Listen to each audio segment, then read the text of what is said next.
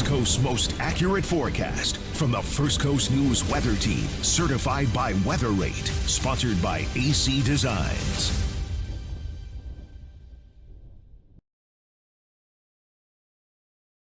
Oh wow! You can share that story with everyone if you'd like to. I am so I'm trying not to. I try not to be critical of people, Ross, as you know, and so I'm Because no judgment here. This is a judgment-free so I'm zone. assuming maybe that's she like has a 15-year-old in the back seat and trying to remind her 15-year-old son to drive safely. I don't know, but it was humbling to be at this intersection and staring at the lady and looking at, of course, the craziness of traffic. Then there's a skeleton sitting in the passenger seat. And were you afraid? Did you get scared? It just made me think about how precious every day is, which is why when I came in today, I wanted to hug you. I just smiled. I don't know if you could tell through my eyes. I wanted to hug you. I thought that you were going to say like it looked like a blown up figure of yourself. It was not blown up. Oh, okay. It was not blown up. It was. You're not that old yet, is what you're telling me. Well, there was no fat. There was no skin. I mean, It didn't have the hair. It didn't have the flow going either. This was a bald. Was it an Anthony Austin skeleton? My spirit would have been well gone. It could have been as tall as Anthony. Okay. I'm not sure But with regards to just the no hair. A good question. I did not enough. You didn't analysis really there. inspect it that closely. I was really focusing on was this lady trying to teach us all a lesson, or like maybe she couldn't wait for Halloween. I don't know. Did you take a lesson away from it? I did, which is exactly why I came in here thinking about the preciousness of life, and why I almost hugged you when you came. The preciousness of it's kind of like you are with. I mean, you're kind of, and I say this as a compliment because one of my favorite saints is Saint Francis, and after watching you yesterday, I kind of think of you as the Saint Francis of First Coast News. Why is that? Well, Saint Francis is known for loving everybody, but also loving every animal. Oh gosh. And I won't go into detail because we don't have time. But folks, yesterday Ross showed the love of life. Hey, I have a big heart. What can I say? You do. Love all animals. Maybe not as flexible God's as you green need to earth. be to help save the life, but you do have a big heart. Well, I didn't want to rip my pants. That was No, 2 ripped pants in one Yes. building in one day. Yes, we won't say who did it here, No. but someone did rip their suit pants yesterday. No. We had a little bit of a wardrobe malfunction, so Yeah. I did not want to be the second. No. Now, but I digress. our department could have handled it because we had 2 people working yesterday, Yes. whereas the sports department only had 1 person working. Oh, wow, you're really narrowing it down now. Well, I Calling didn't out the say sports anything department. until I just was sharing that the sports department only had 1 person working last week. Okay. Hey, one more bit of trivia before Oh, we get on no. to science. I just, because this is like my chance to be corny. Are you enjoying this tie? Oh, the jumbo Ross? shrimp tie? This is the last time that I will wear the jumbo shrimp tie here at First Coast News. How old is that tie? Well, it wasn't here when we were called the Suns, I can tell you that. So how long have we had the jumbo shrimp? I got it by the time the jumbo shrimp had their first season. Okay. But I truly can't remember when that was. Because, we used to be the Suns. Yes. Jacksonville's never been hotter. And now we're the jumbo shrimp. And do you prefer the shrimp over the Suns? I don't prefer either one. Kind of like each day in life. A good political response I there. shall not regret the past nor forget it or learn a lesson from it. Yeah. The Suns there was nothing hotter. But now the jumbo shrimp are here. I personally think it was a fantastic, what's the word? What are the 2 words? Marketing scheme. Yeah. Because, of course, we all had Suns paraphernalia, right? Now suddenly we had once we realized, this is fun and cool. And 8103 Clothing down in Jack's Beach is now selling the Suns clothing as like retro gear. Oh, okay. Really? So it adds a Because little I still style. have some. Yeah.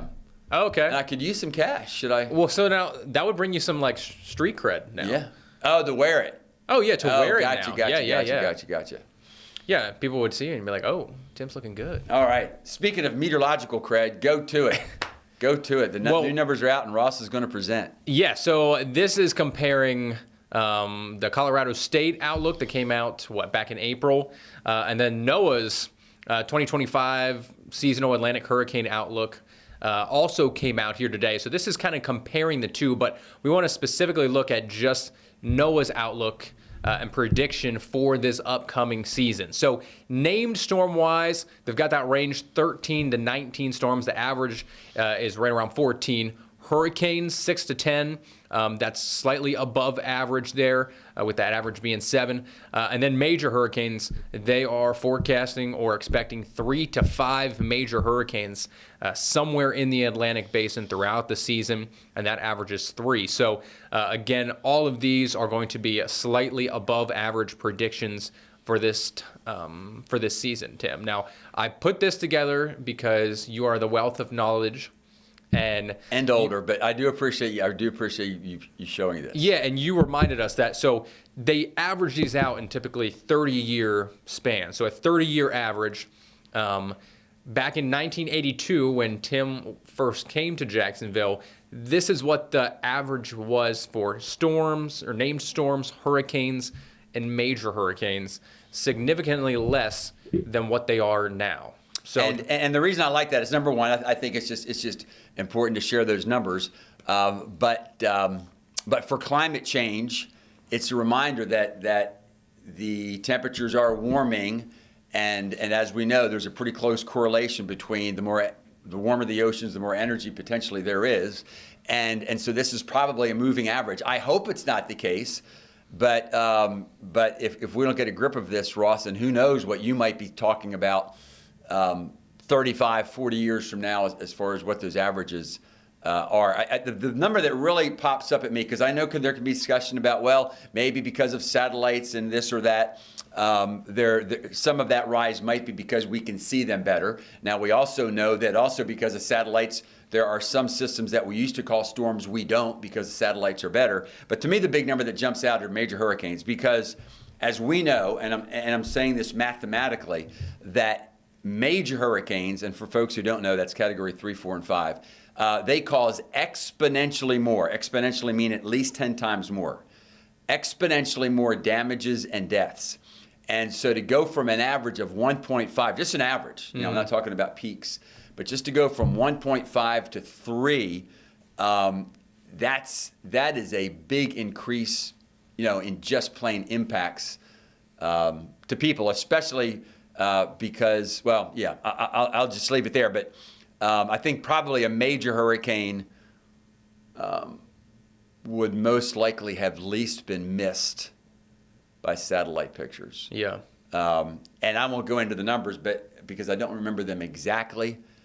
But I believe most, if not every year of the last 8 years, something close to that, a major hurricane has hit the United States, let alone, I know for sure that over the last 8 years, a major hurricane has hit a land area. And I think it's for the United States. So, but then if you just look at last year, we had 2 that hit Florida, right? 3 in total. Right, exactly. And some might say, as bad as they were, they landed, or at least one of them landed in probably the least populated area. Now, certainly Milton was a whole different story. Yeah. With what that did. Because Milton did make landfall as a 3, right?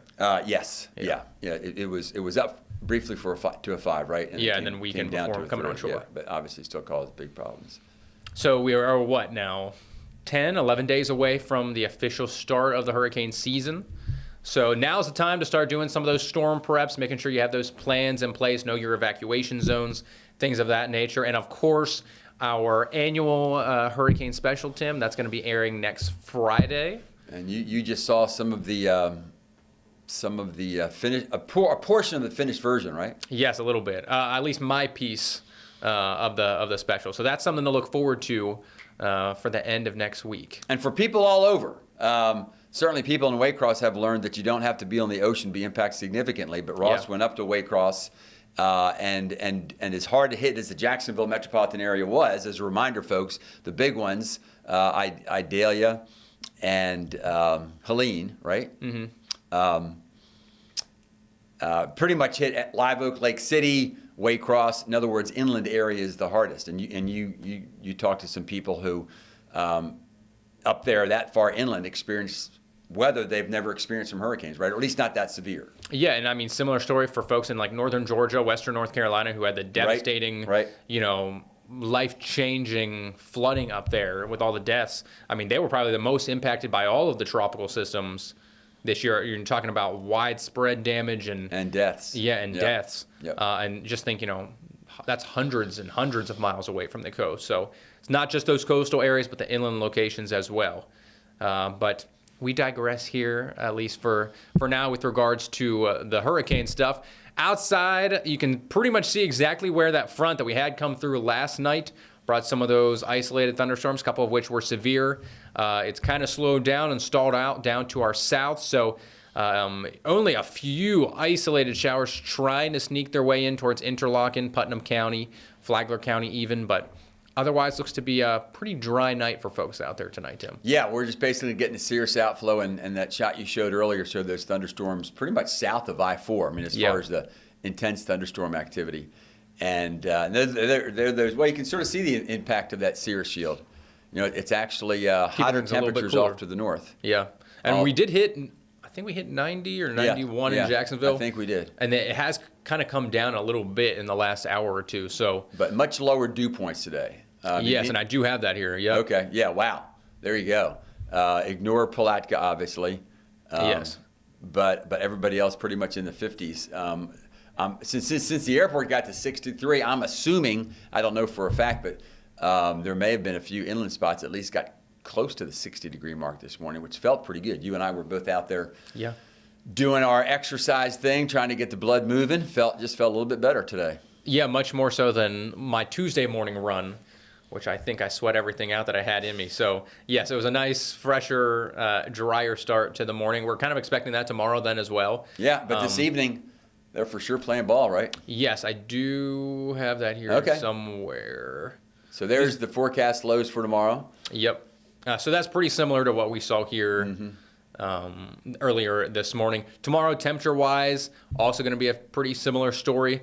Cooler out at the beaches, but rain chance-wise, not expecting really anything. It is showing that sea breeze coming in, but we're just going to have too much dry air in place. Yeah. In fact, our forestry service is highlighting the fact that the air is so dry. Although we've had some rain, but not a lot recently. Be careful. I think humidity levels this afternoon in a few spots getting down to about 25%. The wildfire risk a little bit higher here now. I did check on the drought monitor. I don't have that in here, but some of the rain that we saw last week did help that a little bit. So still some dry conditions, especially our southern areas, St. John's, Flagler, Putnam counties, still have some moderate to severe drought lingering in locations, but overall, the general drought impacts have slightly improved. I thought I had the jumbo shrimp, Tim, but clearly I just have the Jazz Fest. So they're playing ball, and might have to rock with that. The Jazz Fest. So as we talked about, technically starts tonight, but that's indoor at the Florida Theater. But certainly, if you're just walking toward the Florida Theater, especially if you enjoy piano. What a great place to hear it in the Florida Theater. But then this looks fantastic for me. It's going to be warm, but at least we're not going to be washed out. And I've seen jazz festivals washed out here. That is for sure. Looking good Friday, looking good Saturday, and even Sunday. We're just talking about some isolated showers, right? Yeah, I think we'll have a slight uptick in the humidity there by the end of the weekend, and even more so into next week. So before we get into that holiday weekend forecast, Tim, why don't we take a little commercial break? Get a drink of water quick. We'll come back. We'll break down the rest of the forecast. Make some money for the stockholders. Makes sense. All righty, here we go. Cut the cord, get the app, stream free. Download the First Coast News Plus app, your trusted source for news, your weather, all your sports, and so much more on your time. Yeah, your schedule. It's your most accurate forecast, your weather impact alerts, extended breaking news coverage, and exclusive specials at a time that is convenient to you and your family. Download First Coast News Plus and watch for free right now.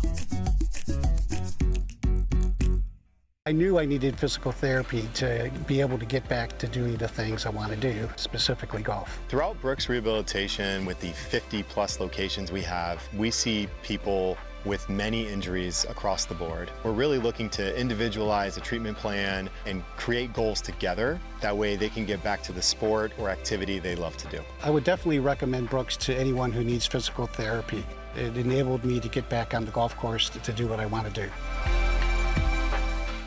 Nothing breeds competition and camaraderie in a community like sports. It gets your adrenaline popping. Sports has a unique way of bringing people together. Your First Coast sports team understands that. We go beyond the X's and O's and to the heart of the game, where wins don't always make winners and the L's don't necessarily make losers, and where the highlights sometimes mean more than the trophy. It's where the real stories are told. Sports Finals sponsored by Farah and Farah. Sunday nights at 11:30 and streaming on First Coast News Plus. Welcome back in, folks. It is a big weekend here across the First Coast, holiday weekend. So here is a peek at your Memorial Day weekend outlook. Temperature-wise, especially Saturday morning, going to be feeling very, very nice. Dry air still in place, so we expect those morning lows to be down and around 60 degrees. Afternoon highs in the upper 80s, but really not feeling that humidity yet. And then by Sunday, you'll notice a slight uptick in that low-level moisture, so it'll feel a little bit more humid out there, slightly warmer temperatures in the low 90s.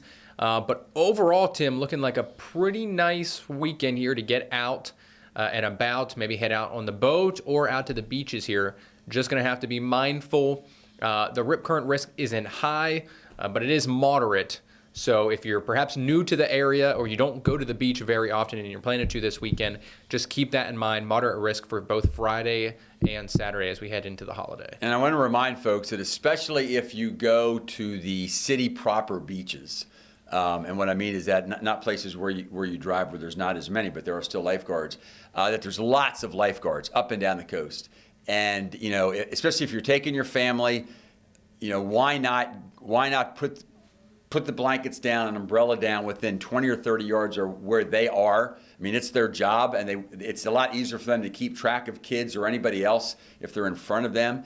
And so of course, you always want to continuously watch the whole family. But if you have the lifeguards helping you, they're huge, and I've seen them specifically because they're a little bit higher. They can if there's rips developing, they can see them better, and they will walk to families and say, "Hey, look, you know, there's a rip there. Why don't you take your kids over here?" Yeah, I mean, it's going to be, I think, a beautiful weekend at the beach. There'll be a nice sea breeze there, but don't forget the lifeguards are there to help you. Now, although we're looking for thunderstorms to pick up even a little bit more on Memorial Day, yeah, it seems like, not all, but it seems like, let's put it this way, many of the Memorial Day events on the day to remember tend to be during the morning, so that should be okay. Yeah, most of those graveside services and ceremonies and things like that typically happen before the heat of the day and before lunchtime, so folks should be all right for all of that, but at least at the first half of the day. Yeah, but just be aware that that not only does that mean rain, but then there'll probably be some true summer-like pattern. Really begins to set in here. Yeah. So also for anyone who's grilling, you know, my family always had a big Memorial Day kind of cookout, you know, that Monday afternoon and evening.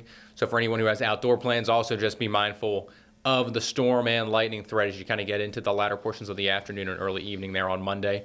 And as Tim said, we're getting much more so into a bit of a summer-like pattern. It's going to be more humid. We're going to have much better chances for showers and storms pretty much daily, starting on Monday and then continuing through next week. But, Tim, it does look like perhaps Tuesday, Wednesday, Thursday might be our best window for some more widespread activity that nearly everyone kind of up and down the I-95 corridor is going to have a pretty equal chance of seeing them of at least some rain, if not some thunderstorms. Well, that front that you painted is going to be just close enough, it looks like, to where in addition to the heat and humidity and the sea breeze convergence, we might have a few ripples of energy kind of working from west to east along it, and that could trigger some activity. And at some point toward the end of the week, especially maybe toward late Wednesday or Thursday, that front starts pushing our way, which could further increase. It'll be interesting to see, do we just keep it with thunderstorms? And of course, in my opinion, lightning is always a major threat. Do we reach that threshold maybe by late Wednesday or Thursday to where at least isolated severe? Oh, I was just going to say that it looked like at the 500 millibar there were some Vort Maxes that were coming in either by late Wednesday or into Thursday, and that would just give a little extra lift and spin to some of those storms. So certainly could be in the storm zone there by the middle to latter portions of next week. How much rain we'll see? Certainly a lot more than what we've had here this week. We only picked up 0.08 of an inch at the airport yesterday. So this part will be good. Yes. If we do end up getting this, and I know you've pulled them already, but it looks like more giant totals again up in those same areas that just don't need it. I'm talking about, you know, the heartland. I mean, northern Mississippi, Alabama, then up through Kentucky Tennessee, Arkansas, Missouri, Illinois, they got plenty more rain chances. We're going to take a small hint of that here across the First Coast. But yeah, so there's a look at your 7-day. Dry skies through the majority of the weekend. Again, maybe an isolated shower or two on Sunday. Increasing storm chances by Monday afternoon, and then Tuesday, Wednesday, Thursday. I feel pretty confident in saying, Tim, that the first half of the day is going to be nice. Don't necessarily cancel anything if you have morning plans. Right. It'll be hot and humid, but I would say probably once you get past that 1 to 2 o'clock window, some of those sea breezes start to come in. Especially, you notice the predominant flow is out of the southwest and west on Wednesday and Thursday. So once that sea breeze does start to work in, I would suspect most storm activity is going to be in and around the I-95 corridor and most coastal areas. Would you agree with that? I will. In fact, I'll wrap up whatever I'm going to say with this. And we say this all the time, and that is keep your eye to the sky, and after your nap, check the app. That's all. That's all you have? That's all. That's it. No, so would you? We're kind of thinking though that even with that front moving in, 95 is a better chance than 75. You're talking about Wednesday or Thursday? Yeah, primarily. Oh no, Wednesday I see. In other words, the sea breeze convergence is going to be closer to the East Coast than West Coast. Is that where you're at? Yes. Yes, I'm with you. Totally with you. Yes. Sorry, I was not snapping on that at all. I am absolutely with you that the sea breeze convergence more likely where more of us live, right? Yes. Yes. Great point. Great point. Which is why we have it at about that 60%. Right. So we're not to the point of putting out a 70 or 80%, and we're not, close enough to be able to put out a weather impact alert yet. But I wouldn't be surprised if we do reach that threshold. By the time Memorial Day rolls around, we could have one in place for Wednesday and Thursday. Looking toward Wednesday and Thursday, right? Yeah. Yeah, I absolutely agree with that. And as far as that 95 convergence, and sometimes the tough ones for people at home just to eyeball, because you can see these scattered showers and thunderstorms coming at you from the west, but then wherever they happen to hit that sea breeze, those babies can pop fast, like literally right overhead. And those are a bit concerning, especially as far as lightning safety. So something to keep in mind after you get past the holiday weekend. I do have something to discuss with you tomorrow, Tim. Yeah. The greatest weekend for racing. We'll talk about it tomorrow. Wow. Okay. I'll Take be care. here.